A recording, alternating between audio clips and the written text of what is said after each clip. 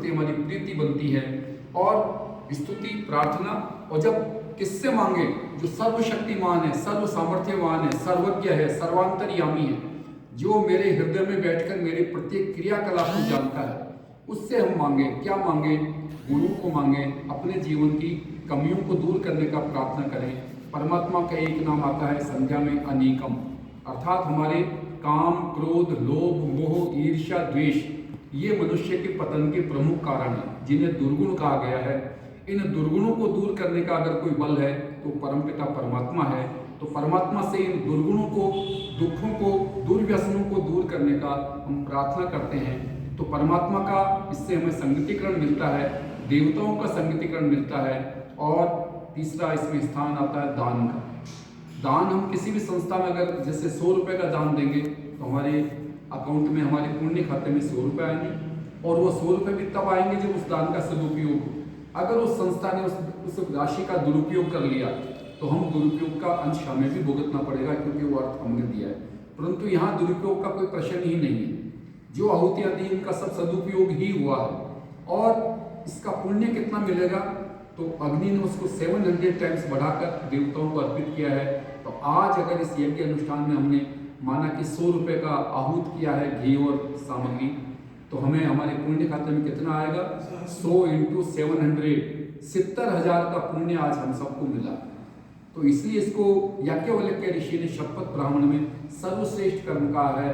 यज्ञो वे श्रेष्ठतम कर्म है, स्वर्ग कामो यजे नोर्ह वा एषा स्वर्ग्या यदग्निहोत्रम। माध्यम दिन शतपथ ब्राह्मण का वचन है। स्वर्ग अर्थात सुख, शांति, स्वास्थ्य, दीर्घायु, विद्या, बल, पुत्र, पशु, धन, संपत्ति, यश, कीर्ति तथा मोक्ष तक पहुंचाने वाली नौका अग्निहोत्र यज्ञ ही है। अतः स्वर्ग के अभिलाषी को यज्ञ करना चाहिए।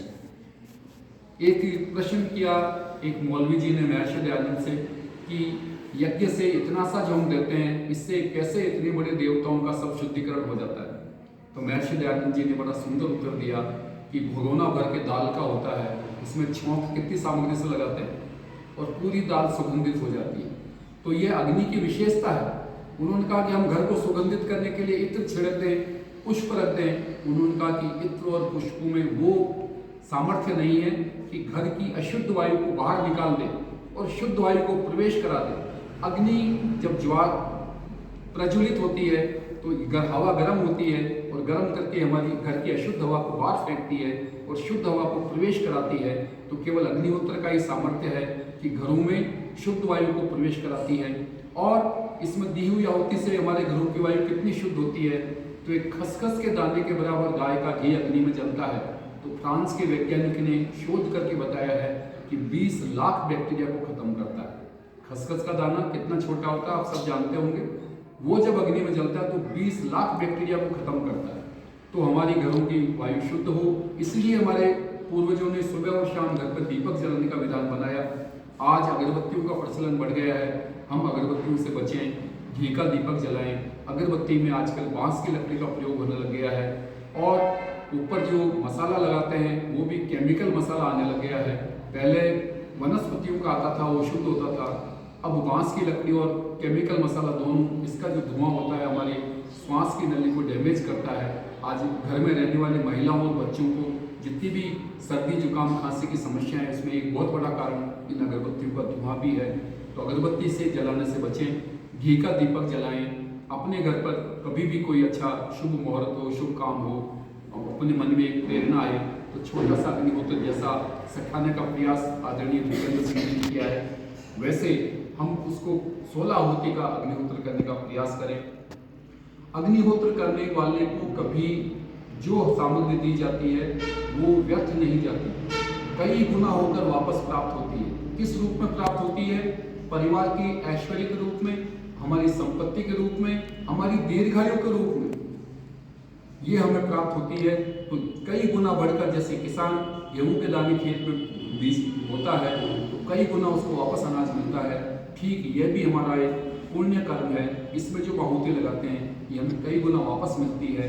और मन में आत्मबल इतना बढ़ता है कि पहाड़ जैसा दुख आता है जीवन में तो भी हमें राई जैसा प्रतीत होता है। और अगर हम इससे नहीं करते हैं, इससे वंचित रहते हैं तो हमारे जीवन में राई जैसा भी दुख आता है, तो पहाड़ जैसा प्रतीत होता है। हम रोते हैं, गिड़गिड़ाते हैं और सहन शक्ति का हमारे में अभाव होता है। तो हमने यज्ञ के बाद में जो प्रार्थना की, तेजोमसि तेजोमयि देहि, वीर्यमसि वीर्यमयि देहि, बलमसि बलमयि देहि। हे परमात्मा, ज्ञान स्वरूप है, मुझे भी सद्ज्ञान प्राप्त प्रदान कीजिए। हे परमात्मा, आप अनंत सामर्थ्यवान हैं, मुझे भी सामर्थ्यवान बनाइए। हे परमात्मा, आपके पास अनंत बल है, मेरी भी शारीरिक इंद्रियों में इतना बल हो कि मैं अपने सभी कर्तव्यों को सेवा भावना से पूरा कर सकूं। सेवा लेने का कभी मेरे मन में विचार ना आए, मैं सेवा करने वाला बनूं, अंतिम समय तक सेवा करने का परमात्मा मुझे सामर्थ्य दे। और अंतिम कहा है कि सहनशीलता, हे परमात्मा, सहनशीलता मुझे में इतनी आए कि सामने वाला कभी भी मुझे क्रोधित ना कर सके, मुझे अपने साम्य अवस्था से बाहर नहीं कर सके, अर्थात मैं अपने कर्म कुशलता से करता रहूं। इस जमाने के तो रीत है कि कोई कितना भी अच्छा करे तो भी आलोचना करते हैं, घर परिवार में भी आलोचना करने वाले मिल जाएंगे, जिस स्थान पर आप कार्य करते हैं वहां पर भी आलोचना करने वाले मिल जाएंगे। तो हमें आलोचना सा कभी प्रत्युत्तर नहीं देकर अपने को क्रोधित ना करूं, सहनशील बनूं और अपने कर्तव्यों को करने में अपनी पूरी ऊर्जा को लगा दूं। इतना मुझे सामर्थ्य प्रदान करो। और एक आया उसमें मन्यु रसी मन्युमयि देहि। हे परमात्मा, मैं क्रोध तो करूं, पर किस पर करूं? अपनी कमियों पर क्रोध करूं। मैं यज्ञ क्यों नहीं कर सकता? मैं संध्या क्यों नहीं कर सकता? मैं किसी का परोपकार क्यों नहीं कर सकता? मैं किसी भूखे को भोजन क्यों नहीं करा सकता? मैं किसी प्यासे को पानी क्यों नहीं पिला सकता? मैं किसी प्राणी की पर दया करके उसका भोजन की व्यवस्था क्यों नहीं कर सकता? ये अपना प्रश्न है कि परमात्मा ने मुझे हाथ दिए हैं, परमात्मा ने मुझे पैर दिए हैं, परमात्मा ने मुझे स्वस्थ शरीर दिया है, विकलांगों की, दिव्यांगों की। हे परमात्मा, मैं मुझे जब भी अवसर मिले मैं सहायता करने वाला बनूं और इस प्रकार अपने जीवन को सफल बनाऊं। हे परमात्मा, ऐसी परमात्मा से ईश्वर की प्रार्थना उपासना के साथ आहुति देते हैं तो देव यज्ञ की बड़ी बहुत ही अद्भुत महिमा है। हम इसके माध्यम से ऋण से उऋण होते हैं, देवताओं के ऋण से उऋण होते हैं और अपनी आत्मा की प्रसन्नता का कार्य करते हैं। अपनी आत्मा की प्रसन्नता कैसी होती है, एक छोटा सा दृष्टांत देकर विराम देता हूँ। महर्षि दयानंद सरस्वती गंगा के किनारे सायंकाल भ्रमण कर रहे थे, तो एक किसान बैलगाड़ी लेकर जा रहा था अपने खेत से घर की तरफ।